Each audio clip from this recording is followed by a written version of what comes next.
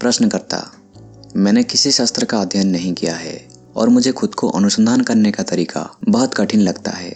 मैं एक औरत हूँ, मेरे 7 बच्चे हैं और बहुत सारे घरेलू काम होता है।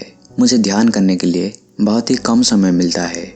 मैं आपको अनुरोध करती हूँ, मुझे कुछ सरल और आसान तरीका बताएं। श्री रमण महर्षि: खुद को जानने के लिए शास्त्रों की शिक्षा और ज्ञान की जरूरत नहीं है। केवल जो वास्तविक नहीं है उसे छोड़ने के लिए ज्ञान जरूरी है। घरेलू काम और परवाह के साथ बच्चे भी बाधा नहीं है।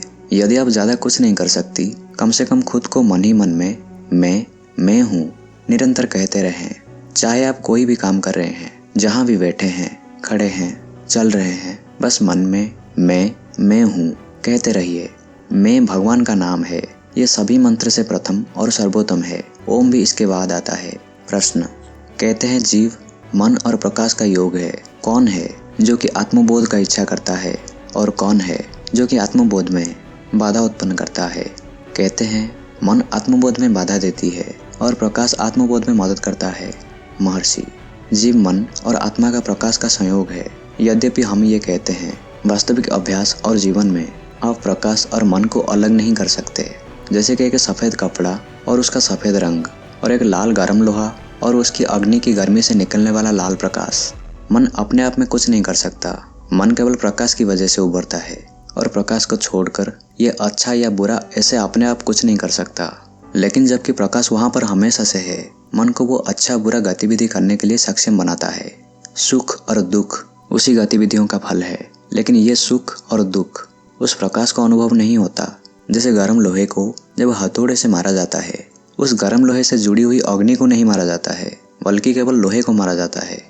प्रश्न: क्या कोई भाग्य होता है, और यदि जो भाग्य में होने को है वो होकर रहेगा, तो क्या प्रार्थना या चेष्टा का उपयोग है, या हमें वैसे घटती हुई चीज़ों के प्रति निष्क्रिय रहना है? महर्षि: भाग्य को जीतने के लिए और उससे मुक्त होने के लिए 2 रास्ते हैं। पहला है, ढूंढना शुरू करें कि ये भाग्य किसके लिए है, और आपको पता चलेगा यह अहंकार यानी झूठ का मैं ही भाग्य से बंधा है। वास्तविक आत्मन किसी बंधन में बंधा हुआ नहीं है, और तो और अहंकार का सच में कोई अस्तित्व ही नहीं है। ये भाग्य से पूरी तरह मुक्त होने का एक रास्ता है। दूसरा रास्ता है, खुद के अहंकार को पूरी तरह भगवान को समर्पित करके विलीन कर दीजिए। सब कुछ पूरी तरह भगवान के ऊपर छोड़ दें। हमेशा कहें कि हे भगवान, मैं नहीं लेकिन आप ही हो, और वो आपके साथ जो चाहे करें। मैं और मेरा को पूरी तरह समर्पित करके उनके ऊपर छोड़ दें।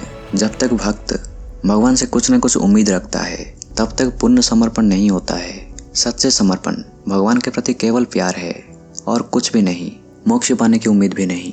भाग्य को जीतने के लिए पूरी तरह अहंकार का विलीन हो जाना जरूरी है। आप इसे अपने वास्तविक स्वरूप को तलाश करके करें या फिर भगवान के प्रति पूर्ण समर्पण होकर करें। प्रश्न: क्या हमारे प्रार्थना स्वीकार किया जाता है? महर्षि: हाँ, स्वीकार किया जाता है। कोई भी विचार खाली नहीं जाता है। हर विचार अपने प्रभाव को निर्माण करता है। उसका प्रभाव कभी न कभी दिखाई देता है। विचार का बल कभी खाली नहीं जाता है।